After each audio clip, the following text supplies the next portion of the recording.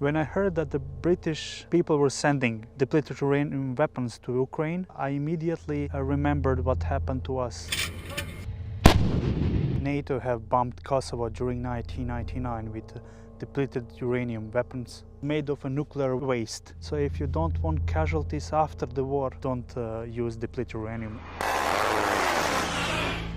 It will affect many young generations, many babies, many newborn babies.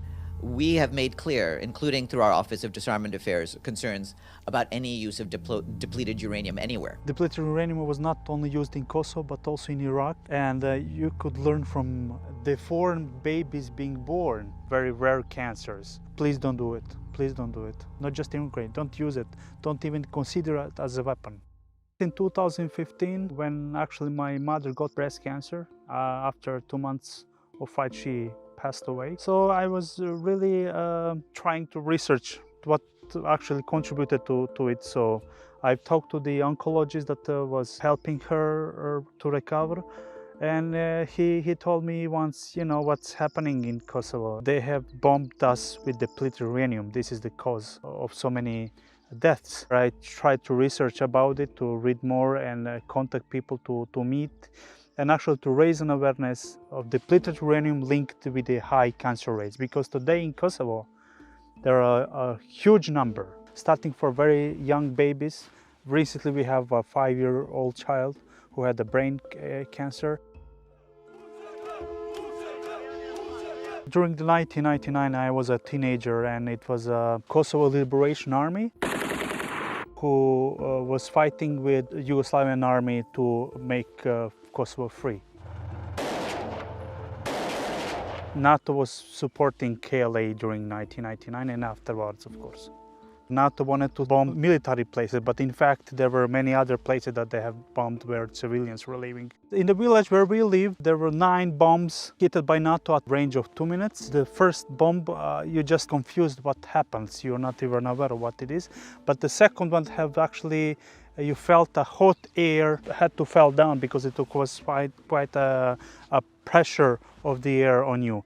NATO says that there is nothing to worry about. There have been health studies done on depleted uranium munitions. It is not a radioactive threat. But looking at their map that they have provided, you could see 100 places where they have actually bombed with depleted uranium. And that usually happened in most of the places where people live. I have been visiting many of those places. Even if after 24 years, it is very much easy to link it with the high levels of cancer and other malignancy illnesses. And it's not only on the Serbian side, but if you talk to any Albanian, they will tell you the same story. We found a KLA veteran who talked about this, and he was not very happy because he knew that his people were suffering in the area.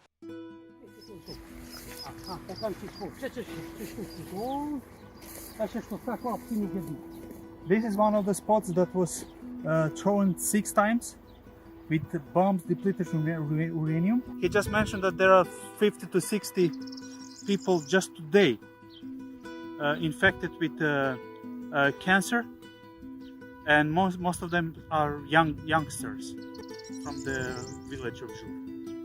So there's a group of people that I have formed myself, and we often try to do projects which will somehow decrease cancer. We have covered 14 bombed sites with the healthy soil. We have planted grass on top. We are not experts in decontamination, but we try to somehow decrease the risk of cancer. His Majesty's opposition fully supports the provision of depleted uranium munitions to Ukraine by the government. When I heard that Britain was sending the depleted uranium for Ukraine, I felt like that on my own life. Please don't do it. Depleted uranium should be definitely banned. Depleted uranium is not an option to use in a war. If you are watching this and you are a doctor or a scientist, please come to Kosovo. Make a research, investigate, take soil samples, take air samples, water samples, and come out with a neutral report which could help us understand how bad it is.